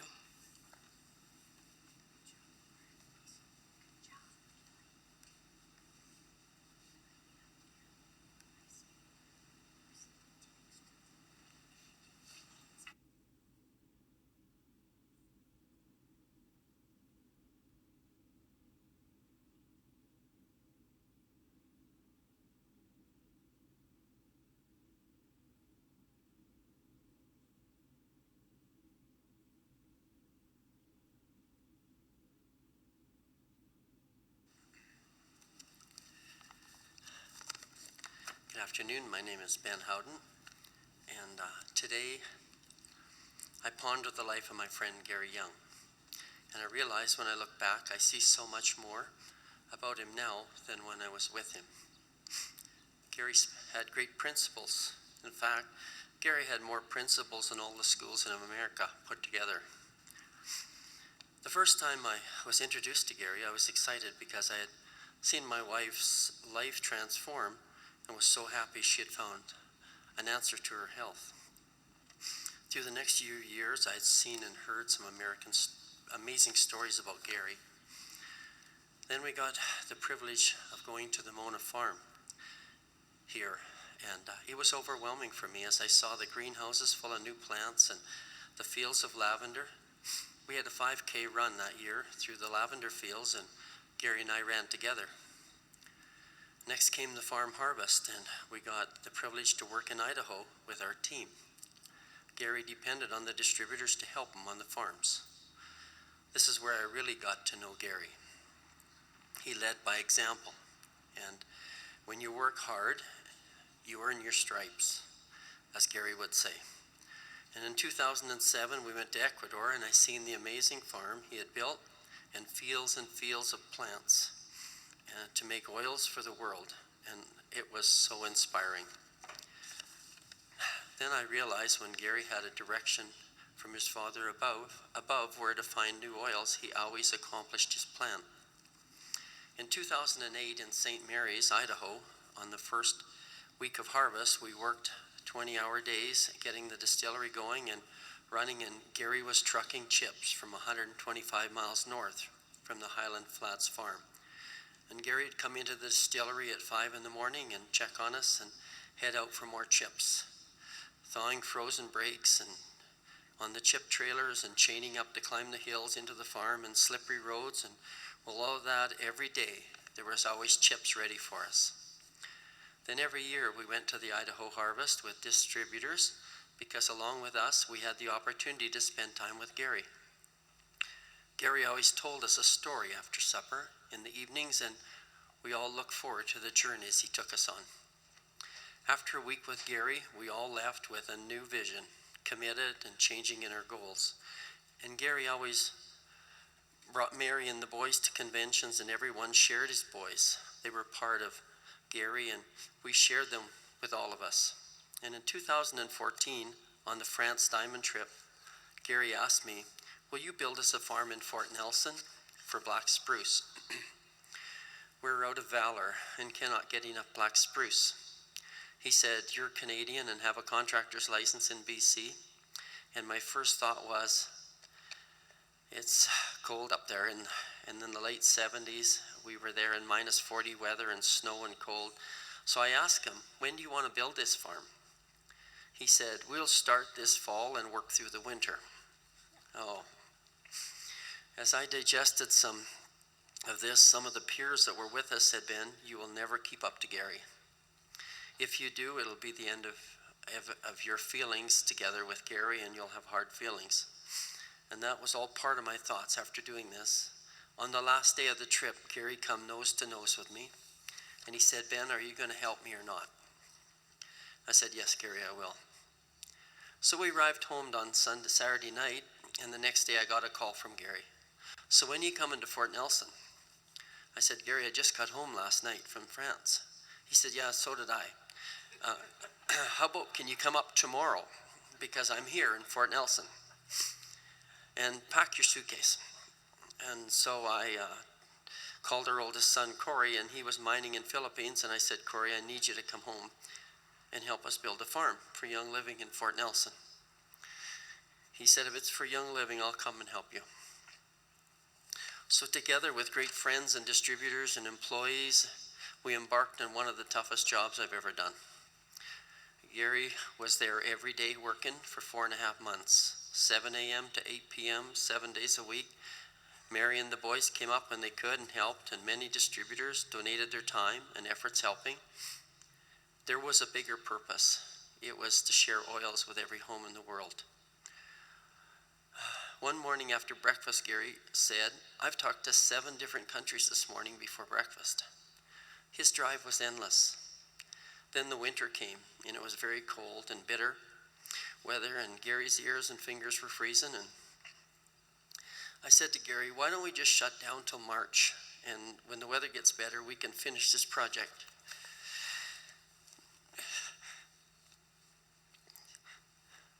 Gary looked at me, and tears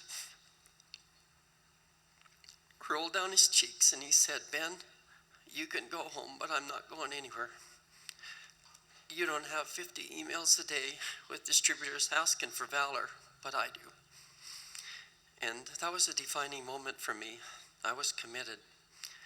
There was also a committed group like Mark Harris and John Wetton and Joe Walker and our son Corey and all that were there helping, among that Gary always was an amazing leader.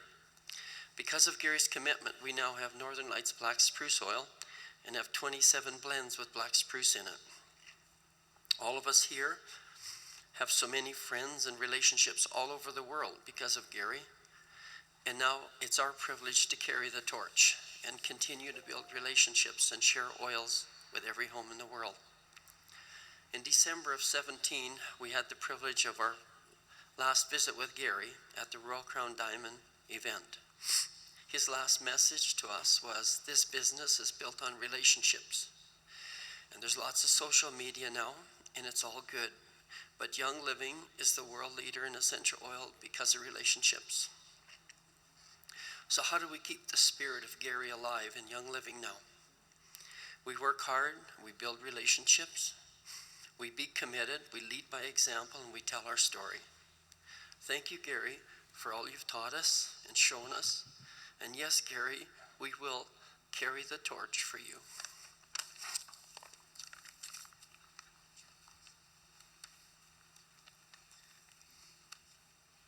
Thank you, Ben Howden. We will conclude by hearing from Gary's wife and the CEO of Young Living, Mary Young. She'll offer a some thoughts as well as a musical number, I Know My Redeemer Lives, one of Gary's favorites, after which Joseph Young will offer a tribute to his father in a closing prayer. Following Joseph's benediction, if I could ask the executives to come to the stage where we will plant a blue spruce, which will be find its final resting place in Tabiona on the Skywriter Ranch. Mary Young.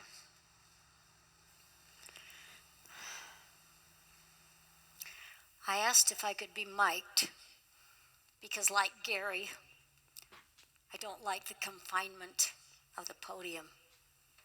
It feels strange to me. I like to be able to walk around and move and look at the audience. I kept thinking what I might say, and it was so funny. I couldn't sit down, I couldn't write anything, and as you know, I'm so extemporaneous. And I've listened to all that's been said today, and I think we've had a magnificent view in a different way from each individual who has spoken. It was said to me, well, the program will be too long. And I said, but there are so many people who have come from so far that I want to make sure they go home feeling that it was worth their time to be here. When we first bought this farm, Gary and I would come down every day. This was before Jacob was born. And we'd work all day long. And at night, we'd sit out on the patio and just talk about feelings and what it was like. We had a bed in the visitor center, so we many nights stayed down here. And one evening, we were out on the patio, and he said, "It's so beautiful here. It's so peaceful, it's so quiet." And he started expounding on all the things that he was going to build here at the farm. You know, that vision of Gary's was in gear. And I said, "Gary, but we're so far away from everything. Who's going to come down here?" And he said, "You watch, Mary. You just watch them come." And as we have watched them come, and as we have walked across the lawns, here for convention, here for the Easter egg hunt, here for Christmas, it didn't matter what it was, the people were coming, and his heart was so full. He was so happy realizing that dream. The farm meant everything to him, and to have the people that he loved, his members, his distributors, come and be a part of that which he loved so much was the most rewarding thing I think I ever saw him express. And now at the end, the sun's shining and it's warm. I thought about the many people who we grow up learning about in our history classes. There was only one Galileo. There was only one Einstein. There was only one Michelangelo. There was only one Mozart. And there is only one Gary Young. No one will ever take his place. No one will ever walk in his shoes. And I wear only a 5.5. So I'm a long ways away from walking in his shoes. But all of us together will be able to keep his vision moving forward. I think all of us in our different ways loved him in different ways. We all had our own experiences with him. We all had different experiences with him, as you've heard. And yet together, the path is the same. I received a very interesting text message that I'd like to read to you.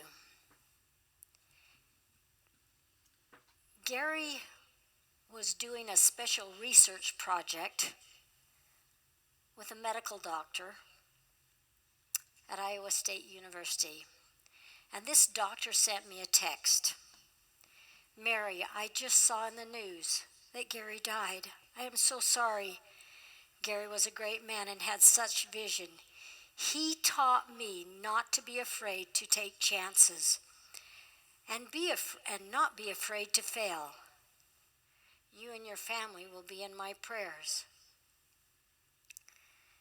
I keep thinking about Gary and how advanced and how ahead of his time he was, how great his ideas were, and all the things that he wanted to do that the rest of us are still thinking about. He was inspired and truly a genius. I miss him. As I said, his ideas were crazy enough to change the world, and they did. A medical doctor who didn't know Gary very well. We connected with him immediately, but we didn't spend much time with him. He didn't know what Gary was all about. But he saw the genius in Gary, and he was inspired to not be afraid to follow his dreams. I was having a conversation with a longtime friend a couple of nights ago, and the thought that came to my mind was, Gary's family was the world. Everywhere he went, he always looked for the good in other people. And I said to the friend to whom I was speaking, it's amazing all of the things that have happened to Gary. The people who tried to take advantage, the people who betrayed him, the people who stole from him. And this friend said, you know what was so amazing about Gary? No matter what happened, he never stopped trusting people. He never stopped seeing the good in people. He never stopped wanting to make it better. He never stopped looking for a solution. I hadn't thought of it that way, and it caused me to reflect on watching Gary in action, and it's true. He always looked forward, he never looked back. He never complained about what happened in the past, only for a moment from that which he could learn and how he would do things better. But he was a forward-thinking man, and we all know his vision was bigger than anything I could imagine, and perhaps you could imagine. I've had it said to me, and I've heard through the grapevine, that many out there are saying, well, Gary had the oils. Why couldn't he heal himself? Why didn't he use the oils? What did he do? Why is Gary gone? The thought came to me, and this has helped me a little bit, and maybe it will help you a little bit. When Gary had that terrible accident when he was 24 years old, he had 19 broken bones, 3 open skull fractures, the brachial plexus broken in 3 places, and the spine herniated in 3 places. I would ask you this, who could live through that? Who? They left him out in the hallway outside of the emergency ward because they knew he was going to die. But he didn't die. What was it inside of him that kept him alive? We don't know that. But it's part of that fighting spirit that was within him. I believe that by the grace of God, we were given another 40 years to be with Gary Young. given the opportunity to be blessed with a knowing that he had, with the knowledge that he had. When we were married, I rubbed his legs down with oils every single night. He had so much pain. I would wake up in the middle of the night hearing him groaning. And I would say, Gary, what's the matter? He said, oh, my legs. And it would be 2 in the morning, 3 in the morning, and I'd go and I'd get the oils and I would massage and I would rub. And he would say, that helps. It helps a lot. Sometimes I was so tired I'd put my head down on the bed and I'd be massaging his legs. Many of the formulas that we have, he made for himself. Thyromin, multigreen, Comfortone. Those were his early formulas, and Thyromin especially, he formulated for himself. He was always looking for things that would give him a little bit more strength. I probably was the only one who really knew how much he suffered. The last time that we had the big event up in Tabiona, and he wanted to have a big party for the community. And we were dancing in the barn. He had to have a barn dance. He just loved everything that had to do with the farm and the cowboys and the barn. And we were dancing. Many people said, oh, Mary, it was so fun to see you dancing. And while we're dancing, he said, Mary, I can't move anymore. Mary, I've got to stop. It hurts too much. I can't move my legs.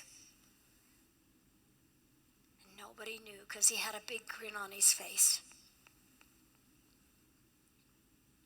He was confined to a wheelchair for life after that accident. And he suffered in a wheelchair for 27 months. What kind of pain did he go through trying to get out of that wheelchair? I don't think any of us can even fathom what he went through because we haven't gone through it. And he never complained. You never heard a word out of his mouth. This last ordeal that we went through, I cannot describe. And there were very few who came because we didn't want anyone to come. We didn't want anyone to see him suffering because we all loved him so much and we saw this big, powerful man and he was physically so powerful. He was mentally so powerful. And to see that power dissipate, he didn't want anybody to see that. We wanted you to remember him as you knew him, the powerful, powerful person that he was. He talked many, many times of dying. He was not afraid to die. He wanted to be with God. God was his friend. And many times he went to the mountains to be with God because that was God's living room. And when he needed answers to questions, he would go there and he would talk to God. And he would come back with the answers. That was his special moment. He loved the mountains so much. He loved the earth so much. He loved what God created so much. He was happy when his hands were in the dirt. He was happy when he was digging. He was happy on his hands and knees, planting with everyone else. He hated being in the office. He hated the cement. We had lots of fun when he came to the office. We had great meetings. We did lots of planning. But when I would say, well, you want to go to the meeting? And he'd say, oh, do we have to? I'd say, yeah, we should go. So we'd go. And we had a lot of fun being with so many who we absolutely loved being with. You know, it was a little bit, I remember when Jared came to work. We always knew when Jared was in the office because everybody was laughing in the halls. There was so much laughter, and it was just fun to be there.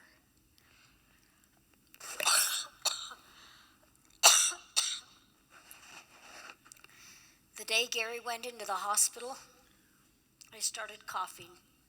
I had no cold. I had no runny nose. I had no sore throat. I just started coughing. And I've been told that's part of the grieving process. It's part of what happens to one who is so hurt, who feels so much pain. I have a very, very deep sadness within me. I have a void in my heart that will be there for as long as I live, till the day I die. But I will think about the 40 years that God granted us to have Gary live among us. What he has given the world is beyond my ability to express.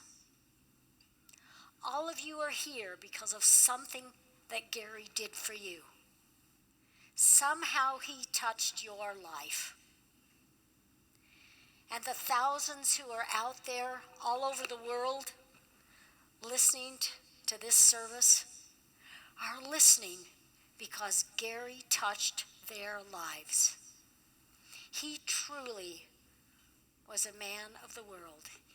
He truly loved the world as his family. And he was a man of God. He loved God. For him, the Bible was his owner's operator's manual. And many, many meetings, he would stand up on stage and chuckle and say, well, who's got their owner's operator's manual? And everybody would go, well, what are you talking about? And then he'd flip his Bible out and he'd say, who has a Bible? He always wanted to live by the word of God. He always wanted to do what was right. He wasn't capable of manipulating, of lying, of tricking people, of saying, he just wasn't capable of it. And he would get so mad and he would swallow it. He would never spout off. He never used bad language, not ever.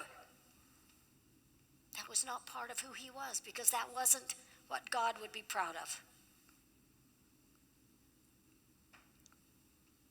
There were so many times that we couldn't understand why things happened the way they happened. But he would still go forward. He would still plan. Sometimes we tried to get him to slow down, but he must have had a sense about his days that were numbered because he wouldn't stop. No matter how tired, no matter how he hurt, no matter how sick he was, he had one more thing he had to do, and he had to do it as fast as he could. I said so many times, Gary, why can't you stay home? Why can't you rest?